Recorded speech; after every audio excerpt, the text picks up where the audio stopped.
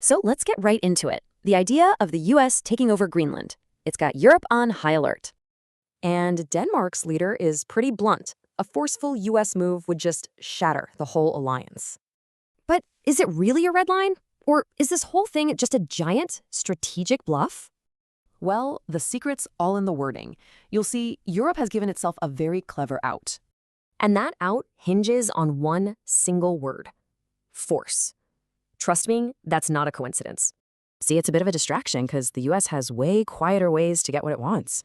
For starters, a poll shows 56% of Greenlanders already want independence from Denmark anyway. So an independent Greenland could just sign a deal, US military control for economic aid. So you might be asking, why would Europe ever go for this? It all comes down to dependency. And wow, this chart really puts it in perspective.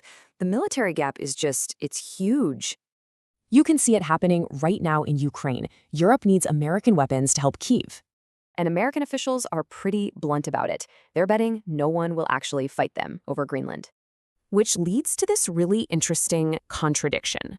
So on one side, you've got the Danish PM's public threat. But then her own defense minister is basically saying, hey, let's talk about expanding the US presence. And, this isn't some new thing. History shows a clear pattern of European accommodation. Yeah, from Kosovo to Venezuela, Europe has always chosen to go along, even when they don't agree. So what's the most likely outcome here? Not a big NATO collapse, but a negotiated face-saving deal. It'll be spun with some very careful PR language, to hide what's really going on. The alliance itself will bend, but it won't break. It'll just transform. Which leaves us with one big question.